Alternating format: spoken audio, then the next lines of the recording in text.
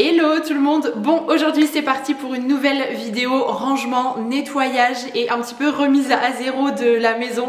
La précédente vous avait beaucoup plu et aujourd'hui je vais plutôt me concentrer sur les trucs qu'on nettoie pas forcément tous les jours. Par exemple, il faut que je nettoie le tapis du salon, les chaises de la salle à manger, les tabourets du bar, la machine à café, mon clavier d'ordinateur, enfin bref, je me suis créé une petite liste des choses que j'avais à faire directement sur mon téléphone, comme ça au fur et à mesure je vais pouvoir cocher ce qui sera fait et après j'ai d'autres tâches à faire qu'on fait plus régulièrement. Je vais vider le lave-vaisselle, j'ai du linge à faire, faut que je range un peu tout ce qui traîne partout dans la maison. J'ai une précieuse aide ménagère qui vient une fois par semaine, mais ça veut pas dire que je fais rien le reste de la semaine. Évidemment la maison doit s'entretenir, donc je m'occupe du petit ménage et rangement quotidien et je vais aussi m'atteler aux choses un petit peu plus particulières comme voilà, je vous l'ai expliqué juste avant. Et si jamais ce genre de vidéo avec des passages en accéléré super satisfaisant vous plaît, écoutez, je vous invite à rester jusqu'au bout.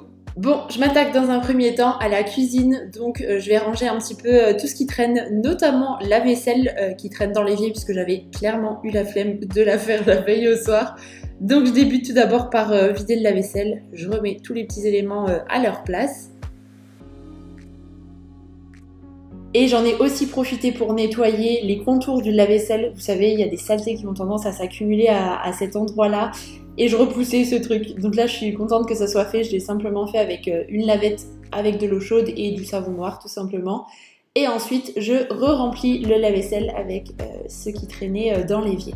Je fais un petit peu de vaisselle à la main pour les choses qui ne passent pas au lave-vaisselle ou qui sont trop grandes. Donc le bol de mon robot mixeur, le plat à tarte, les bols en bambou, etc. Je remets un petit sac poubelle.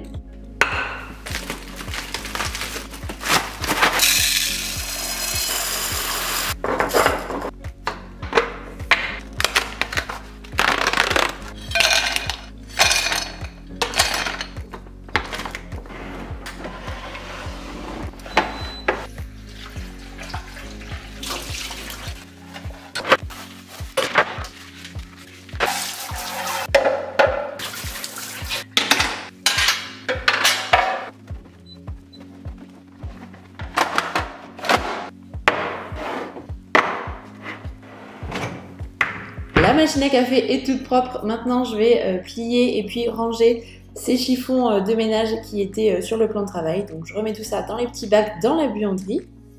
Et ensuite, je vais m'attaquer au rangement de la partie épicerie. Donc, c'est ce placard-là dans la cuisine.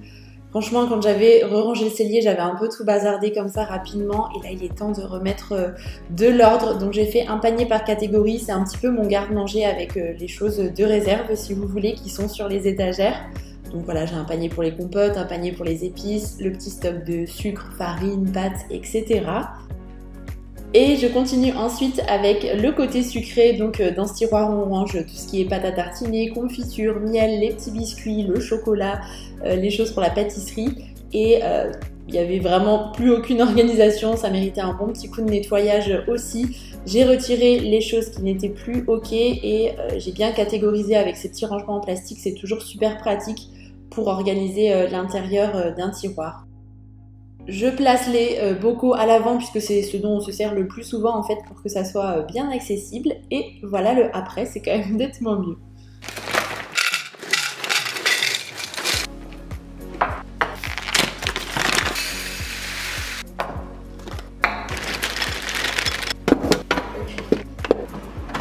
Et je sais qu'on est nombreuses à être dans ce cas-là, mais quand tout est rangé, on a une satisfaction hyper appréciable. Donc voilà, je suis bien contente que cette partie soit rangée. Maintenant, je vais terminer par le nettoyage des plans de travail et de la plaque de cuisson, puisque ça en avait aussi bien besoin. Ça, c'est évidemment quelque chose que je fais régulièrement. Et là, puisque j'avais fait du rangement, il y avait des petites miettes, des saletés, etc. Et au fur et à mesure que j'avance sur les différentes tâches que je me suis fixées, je coche ça dans mon application et c'est aussi super agréable. Bon, maintenant il est temps de s'attaquer au nettoyage des chaises de bar qui en ont bien besoin, donc c'est côté repas dans la cuisine. Elles sont dégoûtantes, en particulier celle-ci, c'est la place de côme en fait, il se met toujours là et forcément voilà, il est petit, c'est normal, donc la chaise est bien cracra, donc elle mérite un bon coup de propre. Et pour ça, je vais pouvoir tester le Spot Clean Pro de chez Bissell. Je suis hyper contente puisque je pense que ça va m'être bien utile dans la maison. En fait, c'est un nettoyeur multisurface pour entretenir les tapis, les chaises, les canapés en tissu, les matelas, les intérieurs de voiture, les poussettes. Enfin bref, c'est un appareil qui permet de nettoyer énormément de choses. En fait, je connais déjà le modèle inférieur, mais j'ai vraiment trop hâte de tester celui-ci qui a l'air très prometteur et plus puissant.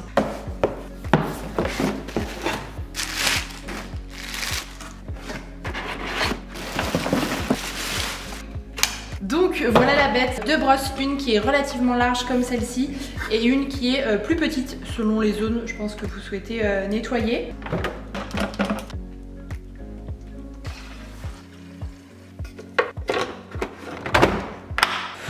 Bon ben c'est parti, j'ai trop hâte de voir ce dont il est capable. Alors je commence par pulvériser l'eau directement sur la zone à nettoyer et ensuite je vais frotter avec la brosse pour retirer toutes les taches sur le tissu. Et je termine par aspirer l'eau avec le produit et puis toutes les saletés, il y a vraiment tout qui vient en même temps. Vous pouvez voir que ça passe bien ensuite dans la brosse et là c'est hyper satisfaisant aussi. J'en profite pour faire également les dossiers puisque on a tendance à les oublier mais parfois ils sont aussi bien sales avec les petites mains grasses qui peuvent traîner.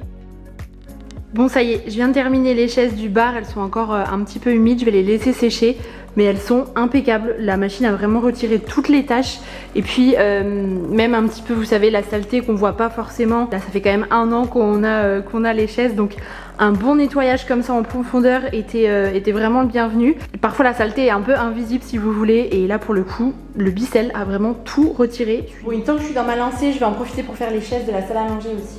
En tout cas, je trouve que c'est un appareil qui est vraiment très facile d'utilisation. J'ai d'ailleurs nettoyé toutes les chaises de la salle à manger. J'ai pas filmé pour chacune d'entre elles, mais c'est vraiment efficace. Bon, je pense que les images parlent d'elles-mêmes. La chaise est vraiment redevenue nickel. Je suis hyper contente. Et on sent qu'il aspire vraiment bien l'eau et le produit pour retirer le maximum d'humidité. Là, la chaise est à peine humide. Il faut simplement la laisser sécher maintenant. Je passe maintenant au salon. Donc, je vais dans un premier temps ranger le plaid et puis les livres et tout ce qui peut un petit peu traîner à droite à gauche.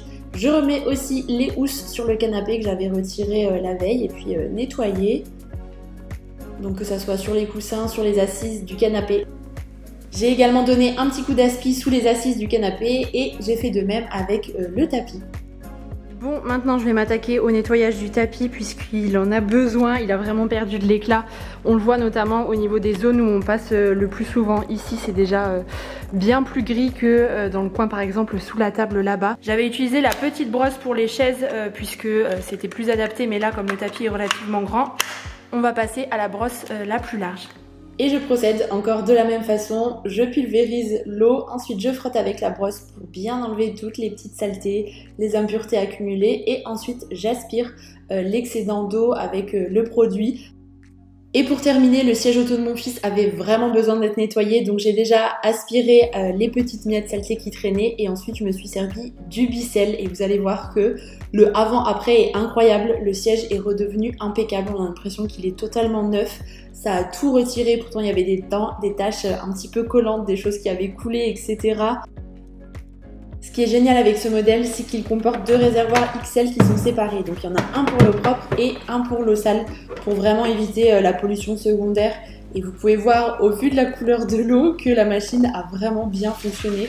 Je suis bien contente de m'être débarrassée de toutes ces saletés.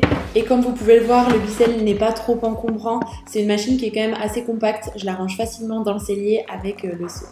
Bon écoutez, le test est concluant, je suis hyper satisfaite pour cette première impression et le fait qu'on puisse utiliser la machine sur plein d'éléments différents dans la maison, je trouve que c'est un réel avantage pour toutes les choses qui passent pas en machine notamment, c'est parfois un peu galère si jamais vous avez des enfants, des animaux ou si vous êtes maladroit comme moi par exemple ou même juste pour entretenir la maison. Bref, vous l'aurez compris, j'ai vraiment adoré. Je passe tout d'abord un coup d'aspirateur. Et je n'oublie pas de passer sous le canapé, il y a plein de poussière à chaque fois à cet endroit-là. Donc je fais la totalité de la pièce de vie, je relève les chaises et parfois dans la semaine ce que je fais aussi, régulièrement, c'est que je lance mon robot aspirateur pour nettoyer les sols aussi. C'est quand même un vrai gain de temps. Je débarrasse aussi tout ce qui se trouve sur la table de la salle à manger puisqu'on a tendance à chaque fois poser tout par ici et puis je la nettoie avec une lavette à l'eau chaude et au savon noir comme d'habitude. Donc je passe une première fois avec le produit, je rince ma lavette avec de l'eau claire pour retirer les petits résidus.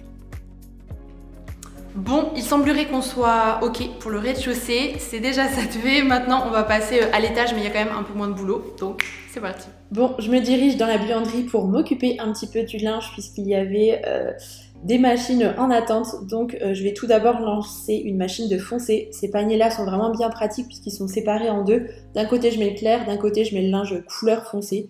Ils viennent de chez Ikea si jamais.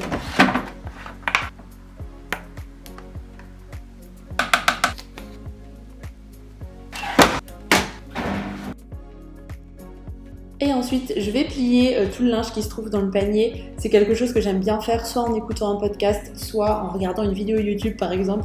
Je trouve que ça passe toujours un petit peu plus vite et puis ça me permet aussi d'être à jour sur les contenus que j'aime bien regarder ou écouter de temps en temps. Et ensuite, je range tout le linge dans les différents dressings, armoires, etc. Je passe à mon bureau, je débarrasse ce qui est un petit peu sur le plan de travail. Et donc comme prévu, je vais nettoyer mon clavier qui était bien sale. C'est le genre de choses, je trouve, qu'on pense pas forcément à nettoyer régulièrement. Pourtant, personnellement, je m'en sers tous les jours. C'est un vrai nid à microbes et à bactéries. Donc voilà, là j'ai tout désinfecté correctement avec du savon noir et ensuite du vinaigre blanc. J'ai passé un petit coup sur mon écran d'ordinateur aussi et j'ai terminé avec l'aspirateur à l'étage. Et je termine par la salle de bain, donc je vais ranger les différentes choses à leur place si j'ai pas forcément eu le temps de le faire le matin. J'ai également fait mon lit, rangé un petit peu la chambre, mais ça vous connaissez, je vous l'ai déjà montré. Et ensuite je vais terminer par nettoyer mes pinceaux à maquillage. Et c'est quelque chose que j'essaye de faire régulièrement puisque les pinceaux ont tendance à s'encrasser rapidement. Bon, je vous retrouve avec une belle coupe à la Brie Van de Kamp là. C'est vraiment la mi-longueur qui est un peu embêtante quand ça c'est juste aux épaules. Bref, on s'en fiche. Et j'en profite dans cette vidéo pour vous remercier du fond du cœur puisque je ne sais pas si vous l'avez vu, mais nous avons passé la barre des 500 000 abonnés sur la chaîne YouTube.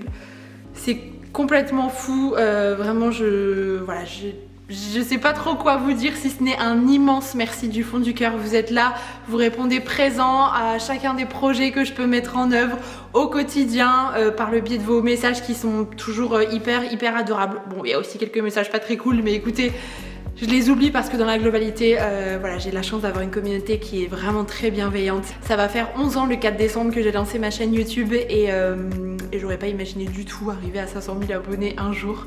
Voilà, comme je le disais sur Insta, c'était un simple loisir au début en parallèle de ma vie d'étudiante et aujourd'hui c'est devenu mon métier. Et que ça soit sur YouTube, Instagram, TikTok, etc. Je m'éclate au quotidien et je prends beaucoup de plaisir à créer des contenus chaque jour. Donc voilà, merci pour tout, c'était la petite minute remerciements et voilà, mais ça me tenait à cœur de vous adresser un petit mot. Cette vidéo touche à sa fin, j'espère vraiment qu'elle vous a plu, que ça a pu vous motiver un petit peu si vous aussi vous devez ranger, nettoyer, si vous avez laissé traîner des trucs depuis un moment. Écoutez, c'est le moment de s'y mettre. Si vous avez apprécié la vidéo, n'hésitez pas à mettre un petit pouce en l'air. Sur ce, j'ai assez parlé dans cette vidéo, je vous embrasse très fort et puis je vous dis à la semaine prochaine.